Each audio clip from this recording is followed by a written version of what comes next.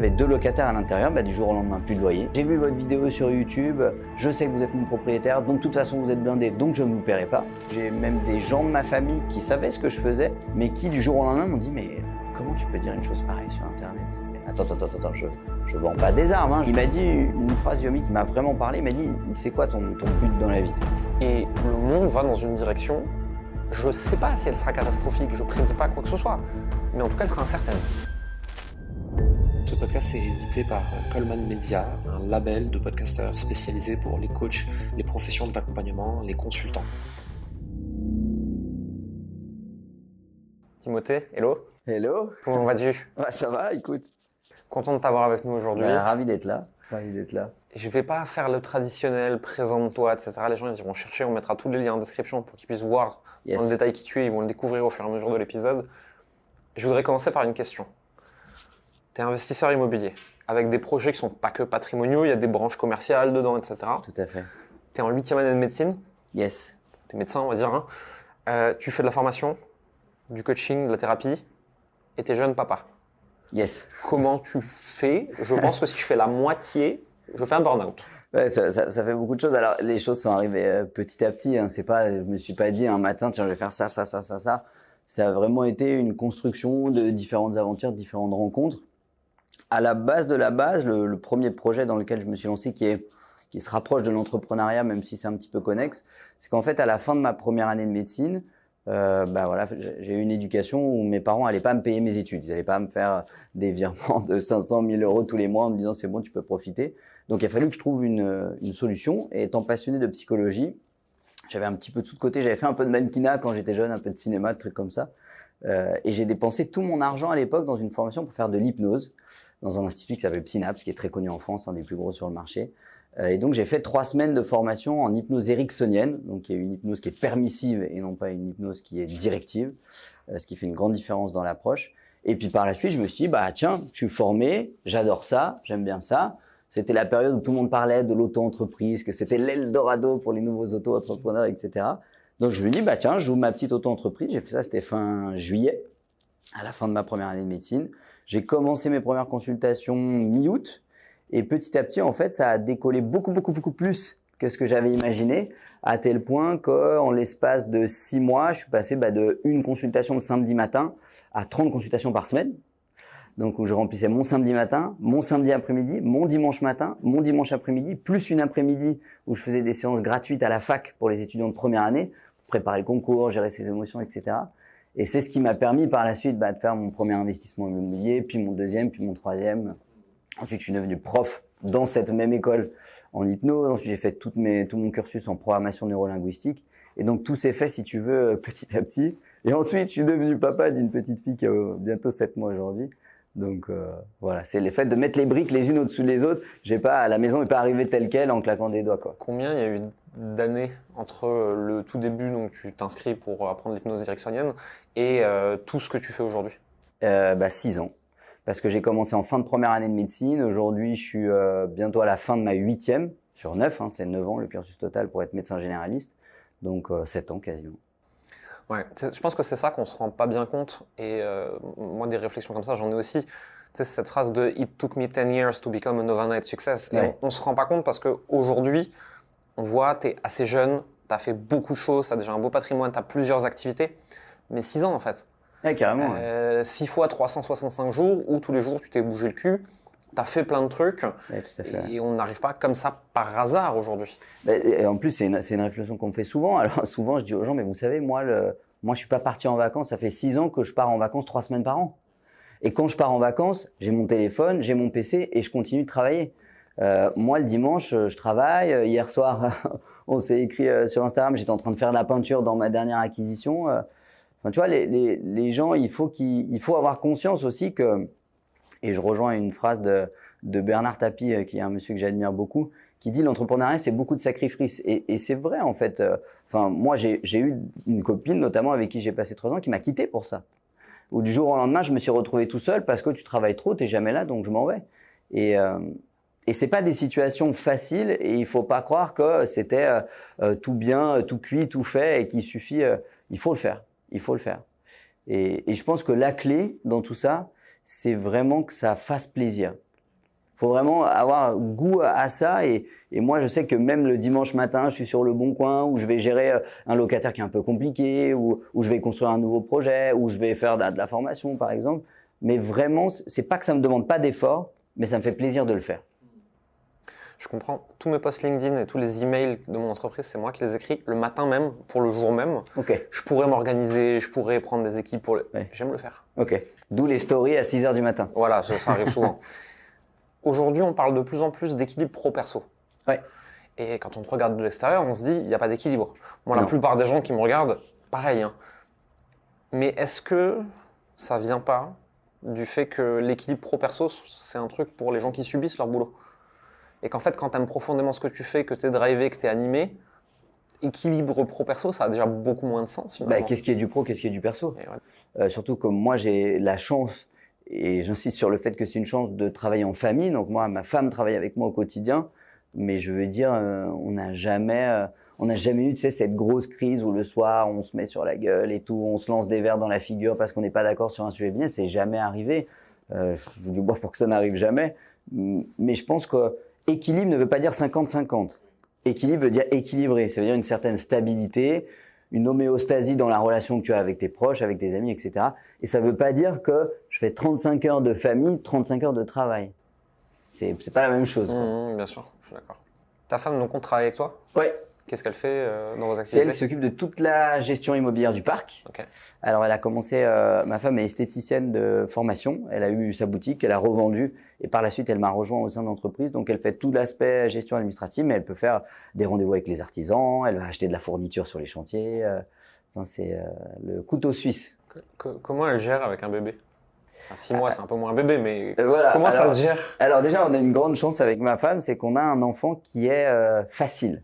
Il a fait ses nuits après 3 semaines de sortie de la mat, il faisait ses nuits. Elle faisait ses nuits, pour le coup, c'est une petite fille.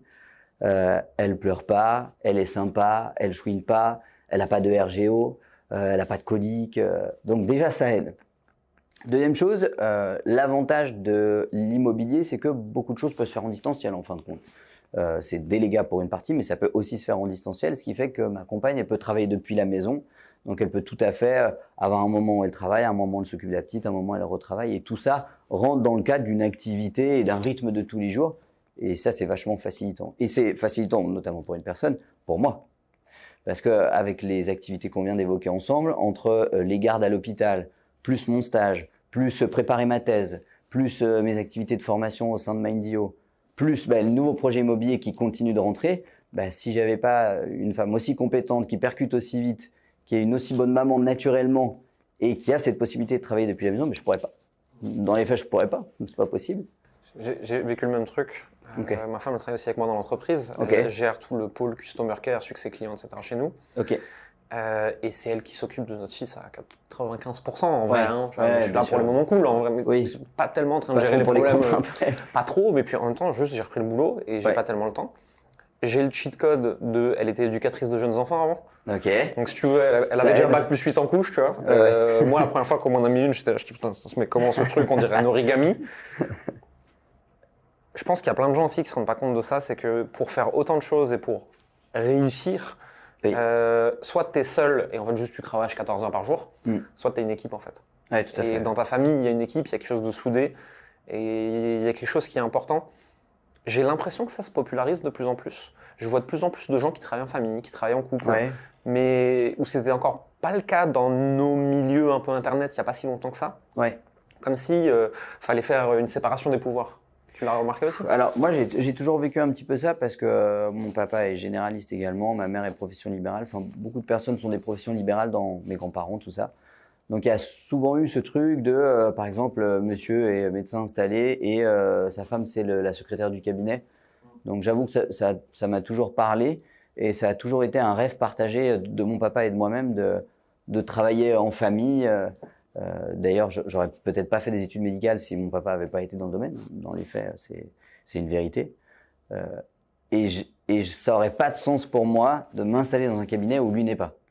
Enfin, je veux dire, ça n'aurait pour moi mais aucun sens. Alors, par contre, attention, quand tu travailles avec des amis ou de la famille, tu partages les bons moments comme les mauvais moments.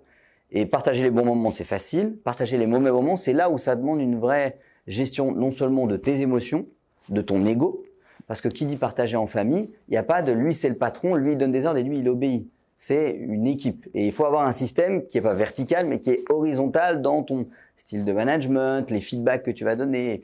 Et tout le monde n'est pas capable de te donner un feedback sans être un peu dur, un peu froid, un peu méchant.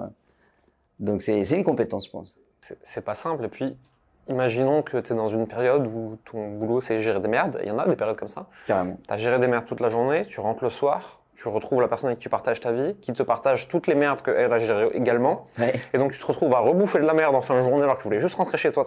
C'est parfois challengeant. Hein. Ouais, carrément. C'est plus souvent cool que le contraire. Oui. Mais c'est parfois challengeant. Tant mieux, ouais, heureusement. Ouais. Mais pour reprendre le personnage que je citais tout à l'heure, Monsieur Tapi, je pense qu'effectivement, sa femme, ça n'a pas dû être facile tous les jours, ni pour l'un ni pour l'autre d'ailleurs, mais parce qu'il a eu beaucoup de problèmes et j'espère ne pas avoir autant de problèmes dans ma vie. Mais forcément, quand tout va bien, c'est plus facile à dire que quand tout va mal. C'est une certitude. C'est pas simple d'être conjoint d'entrepreneur. Je pense, ouais. J'ai quand même l'impression que on a un petit pet au casque et qui crée du positif dans le monde à plein d'égards. Hein. Oui. Mais on a quand même un petit pet au casque et je pense qu'on ne doit pas être simple à vivre au quotidien Ouais. dans nos obsessions, nos lubies, nos façons de réfléchir. Ouais. Et c'est bien de le souligner de temps en temps que les gens qui partagent nos vies carrément, sont un peu accrochés, quoi. Ouais, carrément. Et c'est vraiment... moi, je sais que assez jeune, avec la vie que j'ai commencé à avoir, en fait, en première année de médecine, où c'était la première fois de ma vie où j'ai bossé 70 heures par semaine. Et on va dire, j'ai gardé le même rythme depuis cette période-là. Je me suis toujours dit que si la personne qui partage ma vie, elle partage pas aussi ma vie professionnelle, ça va être compliqué en fait, parce que quand tu travailles tous les jours beaucoup, que même quand tu travailles pas, en fait, tu travailles un petit peu. Alors, qu'est-ce qui est travail, qu'est-ce qui est pas travail, hein, c'est toujours l'éternel débat. Mais quand elle te voit sur ton téléphone ou il te voit sur son téléphone le dimanche matin, le dimanche soir, quand tu regardes un film, quand tu commandes des pizzas, en fait, si elle ou il ne comprend pas non seulement pourquoi tu le fais, pourquoi c'est important pour toi et qu'est-ce que ça peut apporter, non pas à moi perso, mais à nous, pour le coup, là, nos enfants, etc. Au bout d'un moment, il y aura un point de rupture. Il y en a un qui va prendre le chemin de randonnée ici, l'autre qui va le prendre ici. Et petit à petit, ça va créer ces distractions où on arrive après, comme moi je le vois souvent dans mon activité professionnelle, des personnes de 45, 50 ans qui disent « De toute façon, ça fait des années que je sais que ça va se finir. Ça fait des années que je sais qu'on n'a pas pris le même chemin. » Et pourtant, ça se trouve, il y a 10 ans qui sont passés. Et est-ce que c'est pas 10 ans de perdu d'une certaine manière ? Je pense qu'il faut éviter ça en restant cohérent dans ce qu'on veut faire, quoi. Bien sûr. Comment t'en es arrivé à travailler avec Mindeo et à ajouter encore la brique formation à tout ce que tu faisais déjà ? Alors c'est une histoire un peu particulière. Moi, avant de travailler avec Mindeo, je travaillais donc au sein de Synapse, on l'a cité tout à l'heure, où je donnais des formations d'hypnothérapie, de programmation neurolinguistique, sur tout un tas de sujets, et un petit peu partout en France, au Strasbourg, Lille, Lyon, etc. Et j'ai décidé de réduire un petit peu cette activité et puis on part en week-end à Annecy avec ma femme. Pour le coup, on n'avait pas encore d'enfants. On est au bord de la piscine et je vois une story de Yomi qui dit recherche expert immobilier pour animer une formation, machin. Si vous voulez postuler, cliquez sur le lien. Puis sur le coup, je le vois, je regarde ma femme, je me dis si je fais ça, je suis mort. Donc je vais même pas poser la question, je vais même pas attendre le bâton pour me faire battre. Je me tais, je vais dans le sauna et je dis rien. Puis tu vois, la journée passe, on rentre le soir. Moi, j'habite pas très très loin d'Annecy. Puis dans la voiture, tu vois, c'est elle qui conduisait. Je lui montre, je lui dis t'as vu Yomi, il a posté ça et tout, ça pourrait être cool. T'en penses quoi ? Il me dit ouais super, t'as qu'à essayer. Et là, je me suis dit bon, c'est peut-être un signe. Et j'ai postulé en fait tout simplement. Et il y a eu un processus de recrutement via les personnes qui travaillent avec lui, ses managers, tout ça.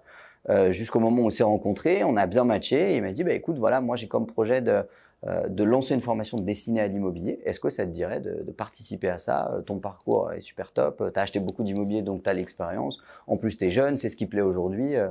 Et c'est comme ça que ça s'est fait en fait. C'est comme ça que ça s'est fait. C'est à partir de là que tu as lancé aussi la chaîne YouTube ? Exactement. Okay. Alors moi, je suis un mec qui ne suit pas du tout réseaux sociaux de base. D'ailleurs, avant de me lancer dans Mindeo, j'avais pas Snapchat, j'avais pas TikTok, j'ai pas Twitter. Je ne suis pas du tout. Et je suis vraiment pas souvent d'ailleurs. Et c'est à partir de là où il m'a dit pour qu'on puisse promouvoir, forcément, il faut passer par là. Et au début, j'étais pas trop à l'aise. Moi, je suis plutôt dans une éducation où pour vivre heureux, vivons cachés. Et c'est vrai que ça apporte certaines contraintes quand même, hein, on va pas se mentir. Et il m'a dit une phrase, Yomi, qui m'a vraiment parlé. Il m'a dit, c'est quoi ton but dans la vie? Je dis, moi, franchement, ce qui me fait le plus vivre, c'est d'aider les gens. Il n'y a rien qui me satisfait plus que ça.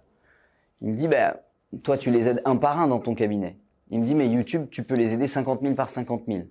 Si tu veux vraiment aider les gens, tu sais que la manière de le faire le plus, c'est YouTube. Et là, je me suis assis dans le fond de ma chaise, je me rappelle comme si c'était hier. Je me suis dit, ce mec est pas con. Du coup, je vais peut-être le suivre. Au pire, je teste et on verra ce que ça donne. Et donc, c'est comme ça qu'on a lancé l'aventure avec la chaîne YouTube, les réseaux sociaux, tout ça, pour partager un petit peu plus et donner envie aux gens. C'est quoi les meilleures et les pires histoires que tu as vécues avec les réseaux sociaux depuis que tu es beaucoup plus exposé? Les pires histoires, il y en a plein. C'est les mecs qui vont faire des vidéos sur moi en racontant des trucs qui n'ont ni queue ni tête. Un coup, il est raciste, un coup, il est machin, un coup, il est ceci, un coup, c'est pas vrai. Quand je vais dans un immeuble, en fait, c'est vrai. Il y a tout un tas de problèmes médiatiques déjà en tant que tels. J'ai eu des soucis avec ma hiérarchie médicale suite à l'expression d'opinion que j'avais sur le système de santé, que je n'ai pas le droit d'exprimer librement, d'où le fait que je ne l'exprimerai pas aujourd'hui. J'ai eu des soucis avec des locataires. Donc ça, c'est un truc que je referai jamais. C'est ce on en a discuté il y a pas longtemps avec Yomi d'ailleurs, de me filmer pour montrer un immeuble que j'ai acheté. Et moi, je me disais, super, les gens, ça va les intéresser et tout, comme ça, ils voient. Et puis, c'est un peu la preuve. Comme il y en a plein qui disent que je suis un mytho, que c'est pas vrai, que j'ai jamais acheté d'immobilier, ça permet une preuve par l'accomplissement. Sauf que le fameux immeuble que j'ai fait visiter, il y avait 2 locataires à l'intérieur, du jour au lendemain, plus de loyer. Et puis, de toute façon, j'ai vu votre vidéo sur YouTube, je sais que vous êtes mon propriétaire, donc de toute façon, vous êtes blindé, donc je ne vous paierai pas.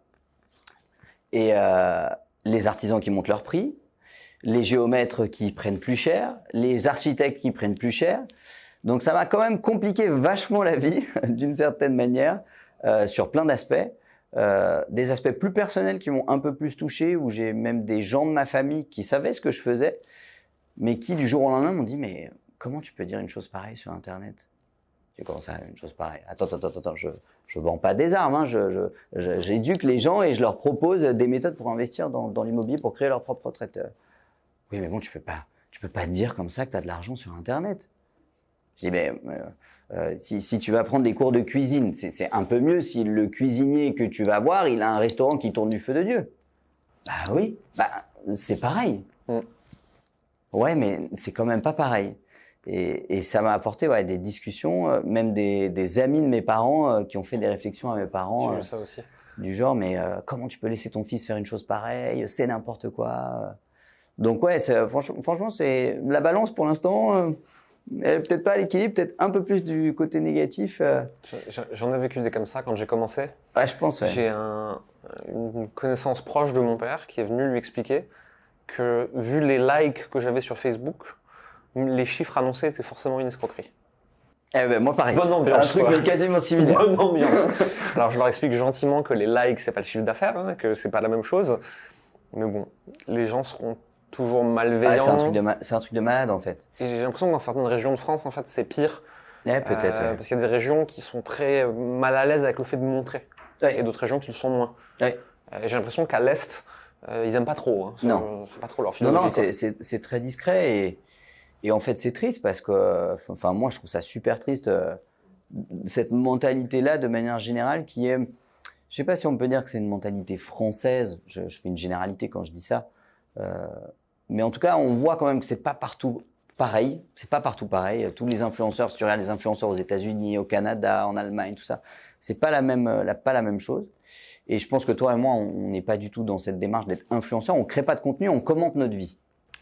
Ouais, et puis c'est pas tout à fait la même chose. Le contenu, et pour toi c'est la même chose, c'est un canal de diffusion et de communication pour notre entreprise. C'est pareil, je crée pas du contenu pour créer du contenu, pour trouver un moyen de le monétiser. J'ai une entreprise, le contenu m'aide à la faire connaître. En fait, ça s'arrête là. Hein. Ouais, tout à fait. Ouais, c'est comme si Carrefour faisait une page de pub au coin de la rue. C'est exactement pareil, sauf que c'est sur Internet. C'est mal vu, et je trouve que ce qui est dommage, c'est que moi, ma démarche de base, c'est d'aider en fait. Et tu te rends compte qu'en fait, que aider, parfois, t'y brûles tes ailes. Et du coup, t'en viens même à remettre en question en disant, mais attends, moi, en plus, je suis prof dans une école. Tu vois ce que je veux dire? Et je vends pas. Moi, personne n'investit avec moi. Moi, si tu veux, je vais pas démarcher des gens en leur disant donnez-moi de l'argent et je crée. Moi, je suis pas agent immobilier. Moi, je fais de l'immobilier et je partage mon parcours pour que les gens puissent le faire aussi en évitant de faire les erreurs que j'ai déjà faites. C'est un peu le principe de la formation. Et au final, tu te dis, bah en fait, j'aurais mieux fait de faire mon beurre, de me taire, de dire rien à personne, de rien partager, et au final, j'aurais peut-être eu moins d'envie. Alors heureusement, j'ai des dizaines de personnes qui m'écrivent tous les jours en me disant merci pour ce que tu fais, ça m'a aidé, j'ai visité ça, qu'est-ce que t'en penses? Et je prends du temps tous les jours pour répondre à ces messages. Donc c'est ce qui permet de continuer parce qu'on voit que ça apporte de la valeur. Mais il y a cet aspect-là ouais, qui est chiant. Hein. Et je pense encore plus, de ce que je sais, de ce que j'ai observé, c'est de faire vraiment les choses bien, avec éthique, avec bienveillance. C'est-à-dire que vous appuyez pas sur tous les mécanismes dégueulasses qu'on peut voir à certains endroits, etc. Il y en a d'autres qui le font, en France ou pas d'ailleurs, peu importe. Ouais. Quand tu essayes de faire les choses bien et que tu prends le revers de la médaille comme ça dans la gueule, des fois tu te dis putain, si j'aurais pu faire n'importe quoi, ouais. Faire plus d'argent, limite en abusant un peu. Ouais. En fait, je n'en aurais pas pris plus dans la gueule, quoi. Tout pareil. Et ce petit sentiment d'injustice. Exactement. Exactement. Oh, putain, j'ai fait tout ça pour ça, quoi. Ouais, exactement. Ouais. Ah mais je comprends, mais à 200% ce que tu dis. T'as eu des bons retours aussi avec les réseaux sociaux, je suppose. Oui, si je n'avais pas eu des bons, je pense que j'aurais arrêté. Mais des belles histoires qui sont nées à partir de ça, je pense. Ouais. Des opportunités, des mais tu vois, tous les jours, enfin pas tous les jours, mais on va dire toutes les semaines, j'ai au moins une personne qui m'écrit en disant je viens de signer mon compromis pour mon premier appart en regardant tes vidéos, merci beaucoup. Et pour moi, ça a énormément de valeur parce que moi, dans mon métier de tous les jours, je vois beaucoup de gens de 50 ans, de 55 ans, de 60 ans qui me disent, vous savez, si j'avais su, j'aurais mis de l'argent de côté, j'aurais dû acheter ma maison. Aujourd'hui, je peux plus l'acheter. Sauf que bah là, il y a la réforme des retraites. On me demande de travailler plus longtemps, plus dur, l'inflation, tout coûte plus cher. Mais moi, aujourd'hui, je suis bloqué. Et moi, je serais tellement fier, non seulement aujourd'hui, mais je serais tellement fier peut-être dans 20 ans de recroiser quelqu'un qui m'aurait écouté 20 ans avant en me disant, bah écoute, moi j'ai 10 apparts, donc la retraite pour moi, c'est pas un problème. Et là, je me dirais, putain, t'as fait quelque chose de chouette, quoi. T'as fait quelque chose de chouette. Et c'est vraiment ce message-là que j'essaie de faire passer, de ne pas compter sur l'État pour préparer le futur. De manière générale, c'est un peu ça l'axe, même si il a l'air de faire un peu tout ce qu'il peut, mais malheureusement, on s'aperçoit que ça marche pas forcément quand on voit la dette de l'État français qui se pose. Ça t'en reste dessus. Donc, je pense que c'est important d'inviter les gens à plus d'autonomie et à plus de liberté dans leur vie. Je pense qu'on en manque aujourd'hui. Et je trouve que c'est un beau message. Alors quand ce message est tourné, cuté, transformé pour en faire quelque chose de maléfique, bah, je me dis que Jacques Brel disait qu'il n'y a pas de gens méchants. Je pense qu'il y a quand même des gens méchants. Il y a des gens bêtes, comme il disait, mais il y a aussi des gens méchants. Il y en a un petit peu. Et j'ai l'impression que plus que jamais, il faut être souverain de son argent, de sa liberté, de plein de choses comme ça. Et que pendant les 30 Glorieuses, par exemple, tu pouvais un peu te reposer sur la société, sur l'État, sur la croissance, sur l'industrie, sur plein de choses comme ça. J'ai l'impression qu'aujourd'hui, le monde il change tellement vite. Même des experts qui avaient l'air de comprendre beaucoup de choses reconnaissent bien volontiers qu'on est vraiment en plein dans la théorie du chaos et de plus rien n'a de sens. Et en fait, on ne sait pas d'où viendra le prochain Black Swan, le prochain événement extraordinaire que normalement, on en voyait un tous les 200 ans et là, il y en a toutes les 3 semaines. Et donc, plus que jamais, il faut être capable d'avoir plus de prise sur sa liberté, sur son argent, sur ses possibilités. Ça ne veut pas dire qu'il faut s'extraire de la société, hein, surtout pas. Enfin, moi, je ne vois pas l'intérêt en tout cas. Mais j'ai l'impression qu'aujourd'hui, pour être vraiment libre, soit tu gagnes assez d'argent, soit tu vas vivre en slip dans la forêt, quoi. Ouais. Mais entre les deux, c'est dur. Et malheureusement, alors je dis ça avec une grande tristesse, moi je suis un vrai fan de la France, du drapeau français. Pour ceux qui me suivent sur les réseaux, moi j'ai une petite statue de Napoléon sur mon bureau. Enfin voilà, je suis un grand fan du général de Gaulle, enfin de tout ce qui a trait à la France. Je vais visiter plein de monuments. Quand je pars en vacances, c'est pour visiter des monuments un peu partout dans le monde. Et j'adore ça. Et quand je vois la situation actuelle et puis un peu la direction qu'on prend, mine de rien, on en a conscience sans en avoir conscience. Tout le monde sait que la France a 3 000 milliards de dettes. Mais au final, on n'a pas l'air de se sortir des 2 pieds de la merde. Et pour moi, on arrive petit à petit et on va arriver vers des temps de plus en plus difficiles. De plus en plus difficiles pour la classe moyenne notamment et bien évidemment la classe pauvre. Et je pense que c'est important de dire aux gens, attention, on a une falaise en face de nous, on fonce droit dessus. Quand on va y arriver comme il faut, et on ne sera pas le premier pays de l'Europe à y arriver, hein, on ne va pas se mentir, c'est pas quelque chose, je veux dire, qui n'existe pas. Alors même si on a beau dire, oui, mais on est la France, on est la France, on est la France. Oui, on est la France, mais ça fait pas tout. Et la Grèce, l'Irlande à un moment, qui maintenant s'en sortent mieux, mais à un moment, Espagne, Portugal, ils sont pas trop bien non plus. Hein. Exactement. L'Italie pareil. Enfin, je sais pas si tu connais ce proverbe. Alors moi j'ai entendu, je crois que c'était le prince de Dubaï qui l'avait dit, mais je crois que ça vient de quelqu'un d'autre. C'est, on lui pose la question en interview, est-ce que vous êtes positif sur l'avenir de Dubaï, machin, ce que vous avez fait c'est extraordinaire. Il dit, bah vous savez, pas trop en fait. Je dis, ah bon, il regarde comme ça, il dit, mais comment ça vous n'êtes pas trop positif? Il dit, bah vous savez, moi mon grand-père m'a toujours appris une chose, c'est que quand la vie est difficile, ça forme des hommes forts. Et quand les hommes forts sont au pouvoir, ça forme des temps faciles. Mais quand les temps sont faciles pendant trop longtemps, ça forme des hommes faibles. Et quand les hommes faibles arrivent au pouvoir, ça recrée des temps difficiles. Et je pense que malheureusement, et je dis ça avec une grande tristesse encore une fois, on est à l'aube de temps de plus en plus difficiles. Et c'est la raison principale pour laquelle j'ai investi beaucoup dans l'immobilier et que je continue beaucoup d'investir. Et que je souhaite que mes enfants continuent d'investir après moi dans cette même démarche. Parce que je pense qu'on ne va pas aller vers quelque chose de plus en plus facile. Je suis d'accord avec toi là-dessus. On en parlait en off. Je disais, moi, il y a beaucoup de gens qui, quand ma femme est enceinte, m'ont dit, tu verras, quand tu auras un enfant, ta quête du toujours plus, ça va s'arrêter. Spoiler, ça s'est pas arrêté, ça a accéléré. Mais plus pour les mêmes raisons, plus par ego et par possibilité. Ouais. Mais plus parce que je regarde mon fils qui a 2 mois et demi aujourd'hui, au moment où on enregistre cette vidéo, et je me dis, je vois le monde dans lequel on est. Je vois le monde dans quelle direction il va. Je le laisse pas avec rien, c'est mort. Alors bien sûr, je lui donnerai des compétences, une éducation, je ferai tout ce que je peux, mais foncièrement, je ferai de mon mieux et on ne sait pas ce qui se passe. Ouais. Il fera bien ce qu'il veut après. Mais surtout, en fait, je compte bien lui laisser un bouclier de sécurité pour faire face à l'avenir, quoi. Bien sûr. Et le monde va dans une direction, je sais pas si elle sera catastrophique, je prédis pas quoi que ce soit, mais en tout cas, elle sera incertaine. Ouais. Et elle sera bordélique, et on sera dans la théorie du chaos, et on n'aura plus aucune certitude, on ne pourra plus s'appuyer sur rien en se disant « ce sera comme ça pendant 20 ans ». Des choses qu'on prend aujourd'hui pour acquises peuvent continuer à l'être selon moi pendant encore 100 ans, ou disparaître demain matin. Ouais, carrément. Et moi qui suis un peu control freak, ça fout mes chakras en bordel cette histoire. Hein. Et donc en fait je commence à parier toutes les éventualités pour me dire « ok, moi je me débrouille, mais faut que mon fils il manque de rien ». Ah, je suis d'accord. J'ai eu la discussion il n'y a pas longtemps avec un ami à moi, qui me disait mais pourquoi tu fais de l'immobilier, pourquoi tu fais pas plus, je sais pas, pourquoi tu crées pas une boîte et tout. Je veux dire une boîte, tu vois, avec une vraie activité commerciale. Dans l'immobilier, il y a une certaine activité commerciale, mais ça reste quand même de l'investissement, du passif, plus ou moins. Et il me dit regarde moi ma boîte de maçonnerie et tout, je pourrais la transmettre à mes enfants. Je lui dis ouais mais Coco, moi ma fille, elle a l'air intelligente aujourd'hui, mais je sais pas si elle sera scolaire, donc je sais pas si elle fera des études. Je ne sais pas si elle percutera aussi vite que ce que moi j'ai eu la chance de percuter parce que je ne connais pas son patrimoine génétique, j'en sais rien, tu vois ce que je veux dire.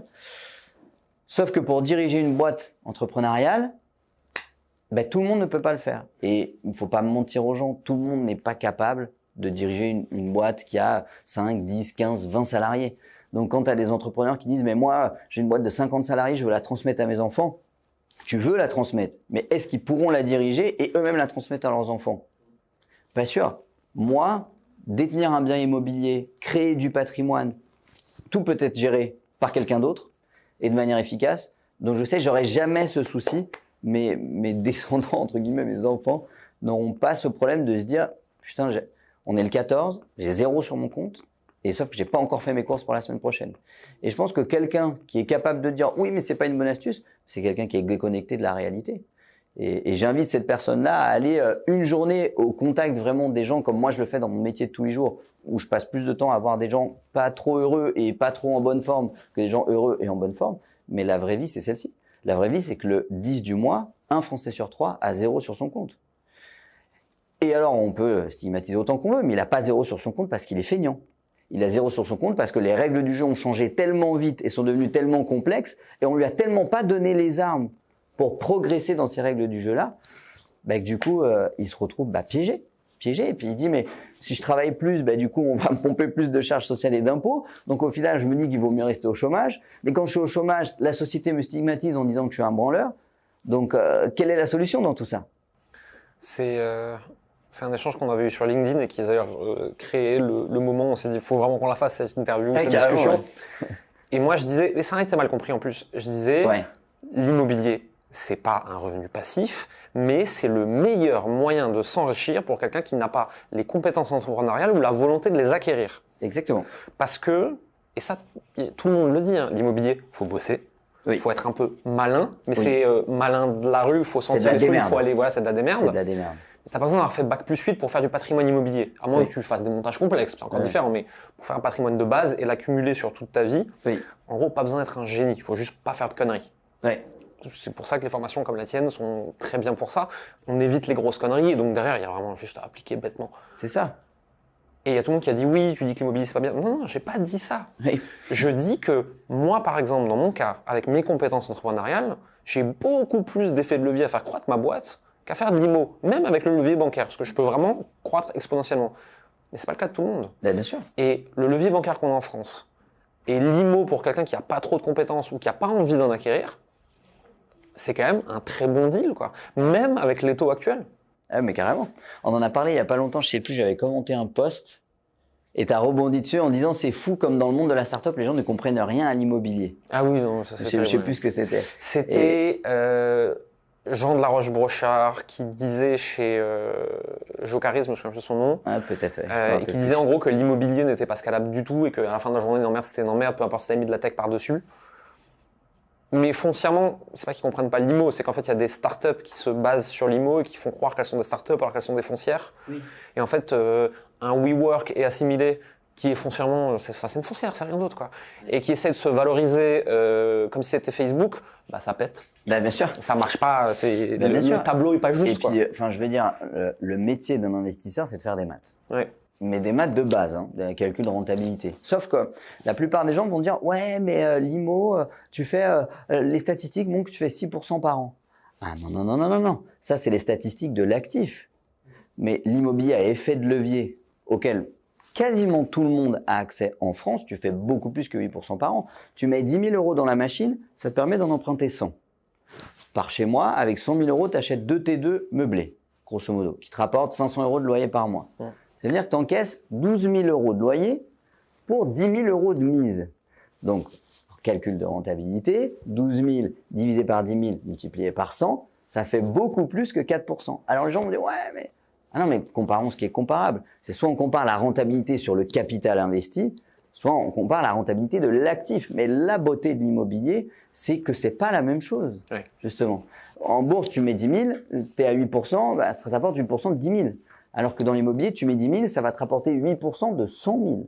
C'est ça, et c'est ça la beauté de l'effet de levier. Et c'est ça qui fait que tu peux pas aller plus vite dans la construction d'un patrimoine aujourd'hui en France, en ayant un emploi en France, que si tu fais de l'immobilier. Enfin, moi, pour le coup, pour avoir analysé plein de stratégies différentes, et c'est pas pour rien si tous les milliardaires de la planète ont plus de 50% de leur patrimoine en immobilier, quand même. C'est aussi grâce à ça. C'est aussi plus stable sur la durée. Je pense que c'est ça aussi, tu vois, en termes de préservation de richesse. Moi, je me souviens il y a quelques années, quand j'étais encore en Alsace, mon père travaillait dans l'immobilier, en zone industrielle, zone commerciale. Et on avait pas mal d'amis qui venaient des pays d'ex-URSS et qui voulaient acheter en France. Et ils venaient, on les rencontrait, on disait qu'est-ce que vous cherchez comme type de bien, quel type de renta. Ils répondaient tous la même chose. M'en fous de la renta. Ça peut perdre de l'argent, pas un problème. Je veux placer mon capital en France. Exactement. En plus pour le déficit foncier, enfin. Et du coup, vraiment, c'est là que tu comprends pourquoi il y a autant de grandes fortunes qui ont autant d'immobilier. Parce que en termes de préservation de capital et de stratégie un peu sécuritaire, pas beaucoup d'endroits où tu peux avoir un truc aussi stable et avec aussi peu de volatilité, quoi. Alors, il peut toujours se passer des trucs, mais bon, foncièrement, c'est la même chose. Je discutais à l'époque avec un ami qui traîne dans la finance. Je disais, mais quand même, tous nos ETF, là, ils sont édités par BlackRock. Si BlackRock tombe, qu'est-ce qui se passe? Et il m'avait répondu, Jérémy, si BlackRock tombe, tu auras d'autres problèmes dans la vie, crois-moi. À mon avis, Et oui, ton immo peut être bombardé demain, mais s'il est bombardé demain, c'est que c'est la guerre en bas de chez toi. C'est plus, ton problème, c'est plus est-ce que mon immo il va bien, enfin, c'est plus ça ton problème. C'est où est-ce que j'ai mis mon bunker, quoi. C'est ça. Et du coup, l'IMO a beaucoup moins de volatilité que la bourse ou tous les autres trucs un peu tradis en termes d'investissement et un peu safe. Tout à fait. Ça veut pas dire que la bourse c'est pas bien, pas du tout. C'est simplement qu'un investissement, et un actif de manière générale, que ce soit les montres de collection, les voitures de luxe, les œuvres d'art, tu as toujours tes 6 critères, rentabilité, cash flow, stabilité, liquidité, difficulté d'accès. Et souvent, on dit, l'IMO, c'est pas bien parce que tu as une mauvaise liquidité. Déjà, ça, c'est une énorme connerie, parce que n'importe quel Parisien qui met en vente son appartement se rendra compte qu'en 24 heures, il est vendu. Ça dépend du quartier, bien sûr. Mais la liquidité, c'est ça. Il va dire, oui, mais ça se vend pas tout de suite. Oui, mais ça, c'est pas la liquidité de l'actif. Ça, c'est la difficulté d'accès, d'achat et de vente de l'actif. Et c'est le gros point noir de l'immobilier. C'est ce qu'on évoquait au début de ces interviews. Mais l'immobilier quand il est bien placé, est liquide.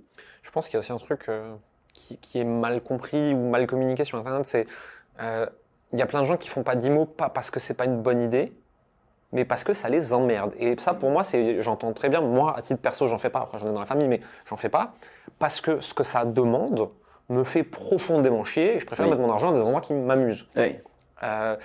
Et l'IMO, si t'es pas passionné, si c'est pas ton moyen d'enrichissement principal, etc., c'est galère quand même. Ouais, mais clair. Si t'aimes ça, si t'es bon, si t'as pris tes habitudes, si t'as tes artisans, tes banquiers, tes machins, tes trucs, c'est quand même cool. Ouais, carrément. Je pense aussi qu'il y a un truc qui rentre en ligne de mire par rapport à une certaine impopularité que peut avoir l'immobilier, plutôt auprès des gens qui sont premiers de la classe. C'est parce que le problème de l'IMO, c'est que le dernier de la classe, il peut être souvent bien meilleur que le premier de la classe. Et quand dans ta vie, tu as toujours été le meilleur, et que tu vois, pour parler crûment, un branquignol qui rentre dans la négociation sur un bien immobilier et que le mec, il fait mieux que toi, alors que ce mec-là, c'était le mec qui était tout au fond de la classe, que tu disais, oh, lui, c'est vraiment un branleur et tout. Bah, en fait, il y a beaucoup de gens que ça frustre. Il y a beaucoup de gens que ça frustre. Et le problème de l'immobilier, c'est qu'il est accessible à tout le monde. Investir dans des startups, oui, maintenant, il y a certaines personnes qui contribuent vachement à ça. Je pense à Anthony Bourbon. Avec le Blast Club. Avec le Blast Club, tout ça, qui sont super top.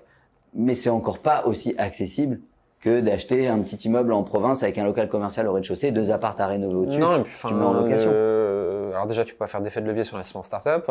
Déjà. En plus de ça, le private equity, le temps moyen de rentabilité, c'est 7 ans. Si tu as été bon, si tu as un portefeuille assez diversifié. C'est pas liquide. Parce que en private equity, tu as 90% de ton portefeuille qui va tomber à 0. Et sur les 10% restants, si tu as de la chance, tu en as une qui va rattraper tout le reste. C'est pas toujours le cas. En plus, si les 10% restants font que x2, tu as perdu. Hein. Ouais, tout à fait. Ça demande quand même soit plus de cash à allouer, soit de mieux maîtriser l'univers startup. Moi, en private equity, ceux que je connais qui arrivent à gagner sans se prendre la tête, c'est des mecs qui arrivent, Y Combinator, j'investis dans 100% du batch, le même ticket, il y en a bien un qui va faire x1000. Voilà. Faut du capital à déployer. Hein. Ouais, c'est ça. Et la banque, elle ne le donnera pas. Hein. Et il faut connaître. Exactement. Faut connaître. Mais du coup, moi, je trouve ça super. Hein, mais moi, ce qui m'intéresse, c'est de véhiculer quelque chose que les gens que je vois tous les jours, que mes potes, qui n'ont pas fait d'études, qui ont un métier plutôt standard, etc., peuvent faire aussi.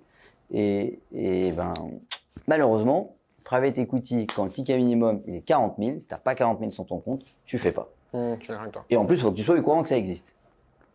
Je pense que c'est ça. Je pense que l'immobilier, c'est le moyen d'enrichissement le plus accessible pour le grand public. En France. En France. Parce qu'ailleurs, c'est encore différent. À l'étranger, ça peut être différent. Ouais, et encore. En France, on se plaint beaucoup des taux en ce moment. Oui. Et je parlais il n'y a pas longtemps avec un ami qui vient d'investir en Roumanie. Ouais. Leurs taux normaux sont plus élevés que nos taux actuels dont on se plaint. Ah bah ouais, et ils arrivent quand même à bosser, les gens. Hein. Ouais, bien sûr.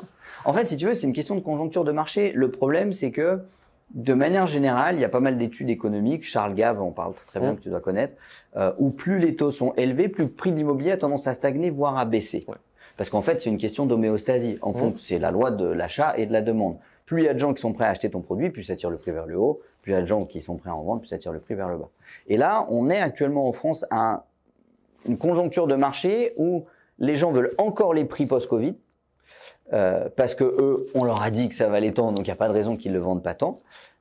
Et où les acheteurs se font leurs calculs, quand ce sont des investisseurs, de rentabilité, de cash flow, etc.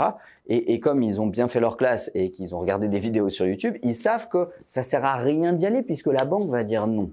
La banque, elle rentre dans l'ordinateur. L'ordinateur, c'est drapeau vert, drapeau rouge. Il n'y a pas de peut-être, de si oui, de si non. De manière générale, c'est oui ou non. Donc tu sais que si tu n'as pas ces critères-là, tu vas pas trouver de financement ou ça va être très très dur de le trouver. Donc, ce qui fait qu'on a aujourd'hui des biens sur le marché où ça fait 1 an qu'ils sont sur le bon coin. Ils ont reçu 10 offres qui étaient des offres au prix de leur valeur et les gens disent non. Donc, ce qui fait qu'en Roumanie, les taux sont plus hauts, mais le prix de l'immobilier est plus bas. Mais c'est une question, en fait, de proportion. Les gens ont autant de cash flow, ça reste la même chose, si tu veux. Complètement d'accord avec toi. Mais on voit tout doucement quand même les prix qui commencent à évoluer. Alors, pas à Paris. Qui a même commencé à baisser. Ouais, pas à Paris, parce qu'à Paris, ça reste quand même très. Mais après, il y a tellement peu d'offres par rapport à la demande que c'est un peu délicat. Et puis, il y a deux types d'immobilier en France. Il y a l'immobilier d'investissement et l'immobilier pour y vivre. Ouais. C'est pas du tout la même chose. Tu as des gens qui vont dire, et un bien immobilier, on peut le valoriser de deux manières différentes. Soit c'est un bien immobilier locatif, à ce moment-là, qui va l'acheter? Un investisseur. Un investisseur, qu'est-ce qu'il regarde? Non pas le prix au mètre carré, la rentabilité. Et on sait aujourd'hui qu'un investisseur moyen, il va acheter entre 6 et 8%, grosso modo. Tu veux vendre un appartement à Paris à une famille pour y vivre, eux, ils n'ont pas calculé la rentabilité. Ils regardent le prix au mètre carré.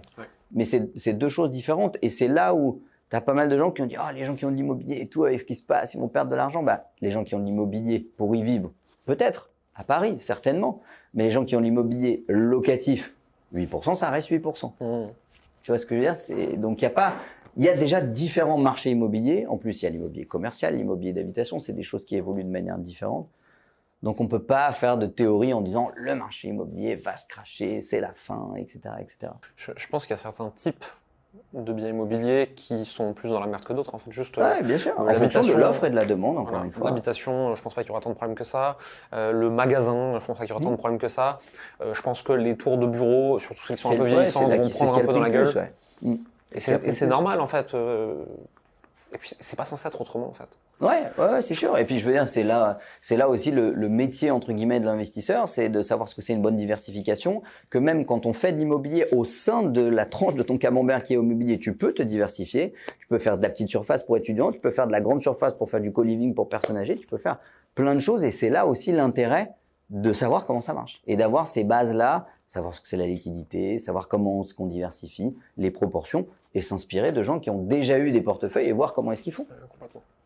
Ça a changé quoi dans ta façon de voir ton activité professionnelle et patrimoniale d'avoir un enfant? Ça a tout changé. En fait, ça a tout changé parce que moi, je vois un petit peu ça comme un Monopoly de la vie, grosso modo. Sauf que jouer au Monopoly pour toi ou jouer au Monopoly pour une équipe, c'est pas du tout la même chose. Alors moi, à titre personnel, ça me met un petit peu plus de pression sur ce que je fais, la manière dont je le fais, etc. Et surtout le fait de pas ramener de pression négative, etc. qu'on peut avoir dans la vie de l'entrepreneuriat de tous les jours à la maison.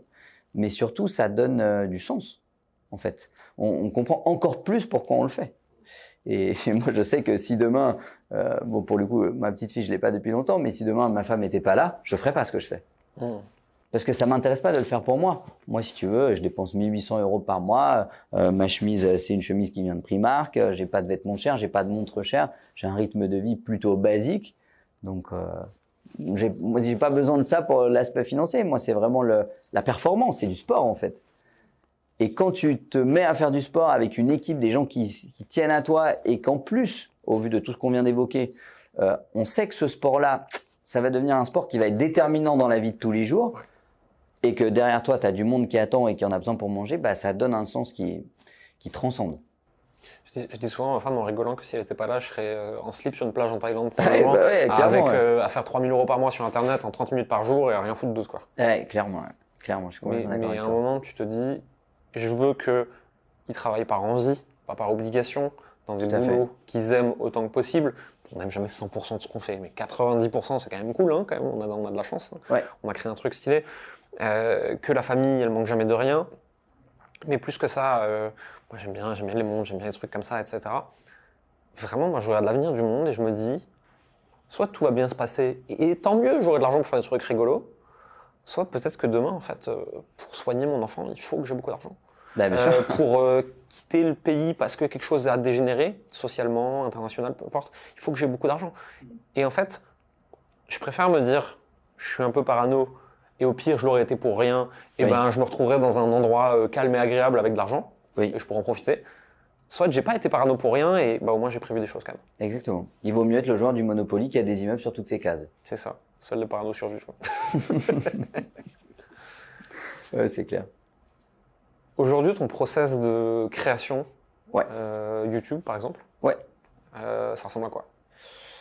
Alors moi j'ai la chance du coup de travailler avec Mindio où on a toute une équipe en interne qui va m'aider à gérer mes réseaux. Grosso modo, je m'occupe surtout de la partie création de contenu, donc où je vais écrire mes vidéos ou écrire à minimal les bullet points, le script pour faire mes scripts et derrière les tourner puis choisir les idées. Même si j'ai la chance d'avoir toute cette équipe qui va me donner des conseils, qui va me donner des idées et puis après bien évidemment je suis libre de faire ce qui me paraît le plus pertinent. Mais j'ai un process qui est assez simple en fait.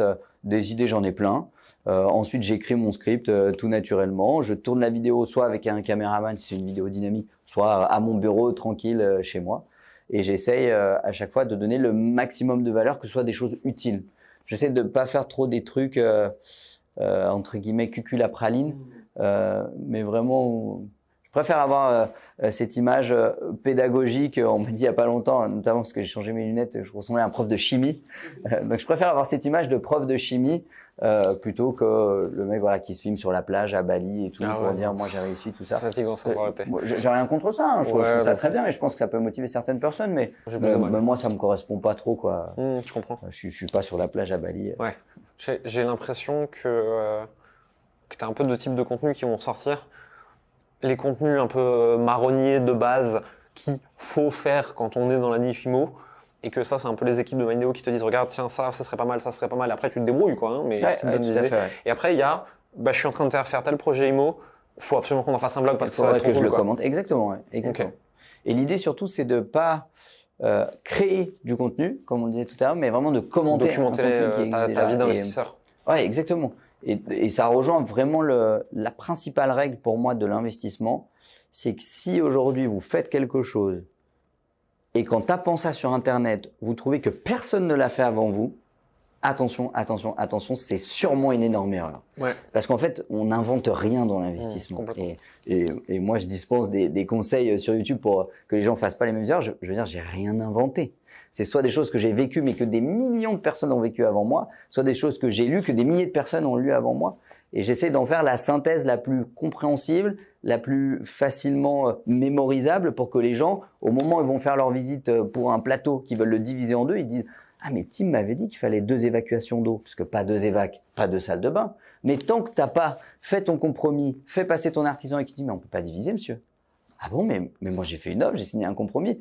Et c'est tous ces petits trucs cons qui au final peuvent faire perdre quand même une grosse somme d'argent et du temps que j'essaie d'éduquer les gens pour pas qu'ils fassent ces erreurs-là. C'est un exemple parmi tant d'autres. Ouais, mais mine de rien, le manque d'éducation, on dit que l'IMO c'est extraordinaire parce que c'est là où tu peux arriver le moins éduqué et faire la plus grande fortune sur la durée. Ouais. Mais c'est aussi là où le manque d'éducation, alors éducation pas académique, il n'y a pas besoin d'être un génie, mais le manque d'éducation sur les bases de l'IMO, des tuyaux, des bordels, peut te faire perdre le plus d'argent aussi très vite aussi. Hein. Et c'est aussi pour ça que c'est une discipline qui est peut-être un petit peu plus démocratisée en province qu'en capitale, parce que moi j'habite en province à la campagne, quasiment tous mes copains bricolent un petit peu ou savent bricoler un petit peu, donc ils savent que c'est une arrivée d'eau, une évac, etc. Et c'est peut-être moins le cas du coup sur Paris. Encore, je vis pas sur Paris, donc j'en sais rien. C'est pour ça que moi je fais pas d'IMO. Alors que dans ma famille, ils en ont fait et que mes copains d'enfance savent tous en faire. Oui. Parce que moi, tu me mets face à un tuyau, je mets un chiffon pour combler une fuite, quoi. Oui. Alors que eux, ils savent tous changer les tuyaux, les chauffages, l'électricité, les trucs. C'est normal parce que quand tu as grandi en province ou à la campagne, en fait, tu as besoin de savoir faire ça. Et moi, j'ai eu de la chance de pouvoir être directement toujours dans des villes. Et donc, en fait, je me suis jamais occupé de ça. Donc, j'ai jamais appris. Donc, moi, si tu me fous dans une maison potentiellement à rénover, putain, t'es dans la merde. Hein. Ouais, ça va être chaud. Moi, je te pète un mur porteur le premier jour, quoi. Moi, je suis une catastrophe. Je pense que c'est pour ça aussi qu'il peut y avoir cette différence-là d'accessibilité, quoi. Est-ce que il y a quelque chose que je t'ai pas demandé, dont on n'aurait pas parlé, et qui aurait mérité qu'on prenne quelques minutes aujourd'hui? Je réfléchis. Je pense qu'on a abordé pas mal de sujets intéressants.